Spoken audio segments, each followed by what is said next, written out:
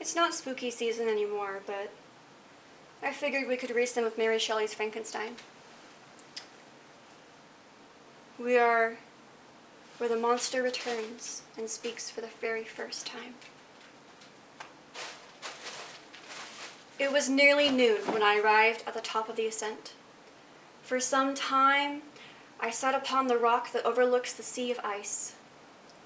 A mist covered both that and the surrounding mountains. Presently, a breeze dissipated the cloud, and I descended upon the glacier. The surface is very uneven, rising like the waves of a troubled sea, descending low and interspersed by rifts that sink deep.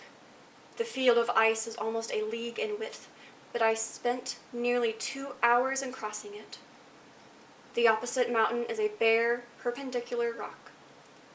From the side where I now stood, Montanvert was exactly opposite. At the distance of a league and above it rose Mont Blanc. In awful majesty, I remained in a recess of the rock, gazing on this wonderful and stupendous scene. The sea, or rather the vast river of ice, wound among its dependent mountains, whose aerial summits hung over its recesses. Their icy and glittering peaks shone in the sunlight over the clouds. My heart, which was before sorrowful, now swelled with something like joy. I exclaimed, "Wandering spirits, if indeed ye wander, and do not rest in your narrow beds, allow me this faint happiness, or take me as your companion, away from the joys of life." As I said this, I suddenly beheld the figure of a man, at some distance. Advancing towards me with superhuman speed, he bounded over the crevices in the ice, among which I had walked with caution. His stature also, as he approached, seemed to exceed that of a man. I was troubled. A mist came over my eyes, and I felt a faintness seize me. But I was quickly restored by the cold gale of the mountains. I perceived, as the shape came nearer, sight tremendous and abhorrent, that it was the wretch whom I had created. I trembled with rage and horror, resolving to await his approach, and then close with him in mortal combat. He approached. His countenance bespoke bitter anguish, combined with disdain and malignity, while its unearthly ugliness rendered it almost too horrible for human eyes. But I scarcely observed this. Rage and hatred had first deprived me of utterance, and I recovered only to overwhelm him with words expressive of furious detestation and contempt. "Devil," I complained, "do you dare approach me? And do not you fear the fierce vengeance of my arm wreaked on your miserable head? Begone, vile insect! Or rather, stay, that I may trample you to dust, and oh, that I could, with the extinction of your miserable existence, restore those victims whom you have so diabolically murdered." "I expected this reception," said the demon. "All men hate the wretched. How, then, must I be hated, who am miserable beyond all living things? Yet you, my creator, detest and spurn me, thy creature, to whom you art bound by ties only dissolvable by the annihilation of one of us? You purpose to kill me. How dare you sport thus with life? Do you duty towards me, and I will do mine towards you, and the rest of mankind. If you will comply with my conditions, I will leave them and you at peace. But if you refuse, I will glut the maw of death until it will be satiated with the blood of your remaining friends." "Abhorrent monster! Fiend that thou art! The tortures of hell are too mild a vengeance for thy crimes. Wretched devil, you reproach me with your creation. Come on, then, that I may extinguish the sparks which I so negligently bestowed. My rage was without bounds. I sprang on him, impelled by all the feelings which can arm one being against the existence of another. He easily eluded me and said, "Be calm. I entreat you to hear me, before you give vent to your hatred on my devoted head. Have I not suffered enough that you seek to increase my misery? Life, although it may only be an accumulation of anguish, is dear to me, and I will defend it. Remember, thou hast made more powerful than thyself. My height is superior to thine, my joints more supple. But I will not be tempted to set myself in opposition to thee. I am thy creature, and I will be even mild and docile to my natural lord and king, if thou wilt also perform thy part, the which thou owest me. O Frankenstein, be not equitable to every other, and trample upon me alone, to whom thy justice and even thy clemency and affection is most due. Remember that I am thy creature. I ought to be thy Adam, but I am rather the fallen angel whom thou drivest from joy for no misdeed. Everywhere I see bliss, from which I alone am irrevocably excluded. I was benevolent and good. Misery made me a fiend. Make me happy, and I shall again be virtuous. Be gone! I will not hear you. There can be no community between you and me. We are enemies. Be gone, or let us try our strength in a fight in which one must fall. How can I move thee? Will no entreaties cause thee to turn a favorable eye upon thy creature, who implores thy goodness and compassion?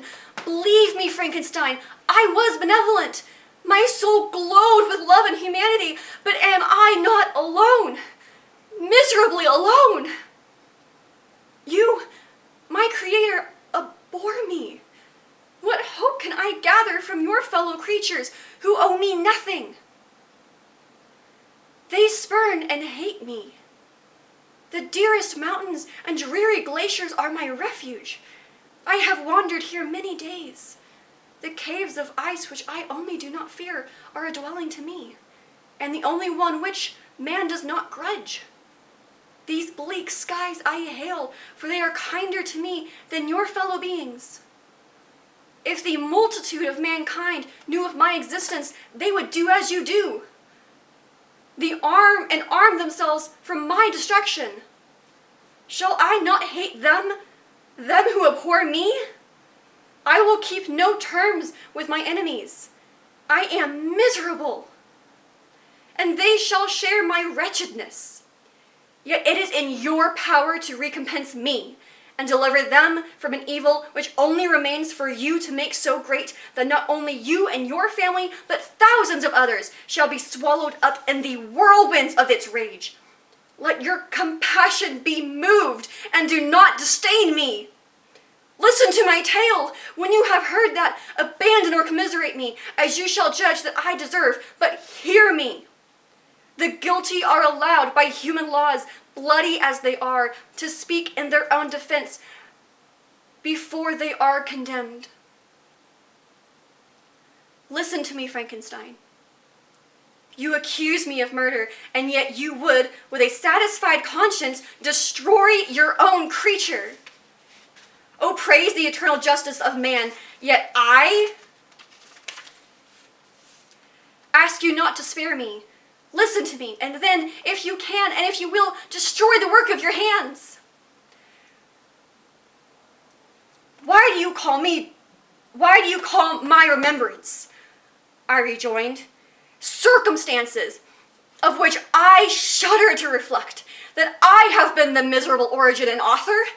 Cursed be the day, abhorred devil, in which you first saw light. Cursed, although I curse myself, be the hands that formed you. You have made me wretched beyond expression. You have left me no power to consider whether I am just to you or not. Be gone! Relieve me from the sight of your detested form.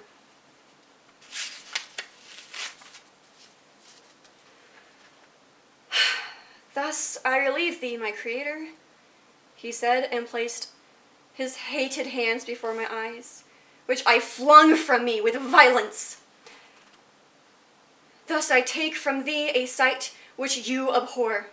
Still thou canst listen to me and grant me thy compassion. By the virtues that I once possessed, I demand this from you. Hear my tale. It is long and strange, and the temperature of this place is not fitting to your fine sensations. Come to the hut upon the mountain.